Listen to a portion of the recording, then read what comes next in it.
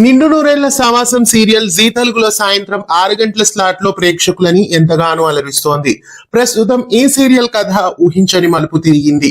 ఆరు ఆత్మ భాగీతో అమరేంద్రతో తన అస్థికల్ని నిమజ్జనం చేయించమని చెప్తుంది. అయితే అందుకు భాగి ఒప్పుకోదు. కాకపోతే తన మీద ఒట్టేయించుకొని మరి ఆరు ఆత్మ భాగి చేత ఒప్పిస్తుంది.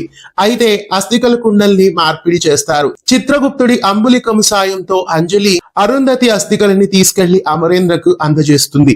చెప్పిన గడియల్లోనే అరుంధతి అస్థికలని గంగలో కలిపేస్తారు. అది పూర్తవగానే అరుంధతి ఆత్మ ఎవరికీ కనిపించకుండా పోతుంది. భాగి అక్క అక్క అంటూ ఆరు ఆత్మని ఎంతగానో పిలుస్తుంది. అయితే భాగికి ఆరు కనిపించదు. అస్థికలు నిమజ్జనం అవడంతో సాధారణ మనుషులకు కనిపించడం కానీ వినిపించడం కానీ ఇక ఆరుకి ఉండదు అని చెప్తాడు చిత్రగుప్తుడు. నీకున్న అన్ని బంధాలతో రుణం తీరిపోయింది అని చెప్తాడు.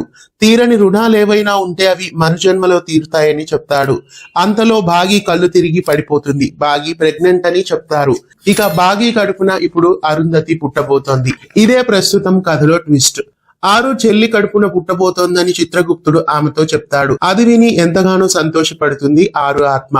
ఇక లేటెస్ట్ ప్రోమో ప్రకారం చూస్తే మళ్ళీ కథలో ఒక ట్విస్ట్ పెట్టారు. తన అక్క పిల్లలే తనకు పిల్లలంటూ, తనకి 4 పిల్లలు మాత్రమే అంటూ, తనకి ప్రత్యేకంగా మళ్ళీ బిడ్డ అవసరం లేదని అబార్షన్ చేయించుకోబోతున్నానని భాగి రాథోడ్కి చెప్తుంది. అయితే యమలోకంలో ఇదంతా చూసి ఆరు బాధపడుతుంది. రాబోయే ఎపిసోడ్ లో ఏం జరగబోతోంది?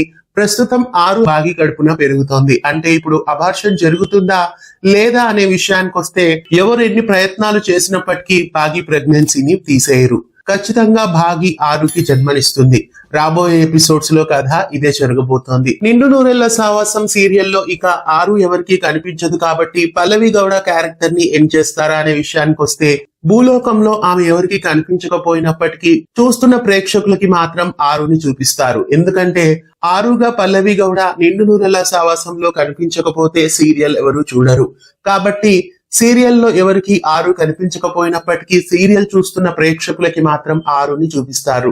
రాబోయే ఎపిసోడ్స్ లో నిండు నూరేళ్ల సావాసంలో ఎలాంటి ట్విస్టులు ఉండబోతున్నాయి? ఇంతకీ భాగి అరుంధతికి జన్మనిస్తుందా లేదా ఏదైనా జరిగి అబార్షన్ అవుతుందా? మీరేమనుకుంటున్నారు? కామెంట్స్ లో తెలియజేయండి. ఇలాంటి మరెన్నో అప్డేట్స్ కోసం ఛానల్ ని సబ్స్క్రైబ్ చేసి పక్కనే ఉన్న బెల్ ఐకాన్ ని యాక్టివేట్ చేయండి.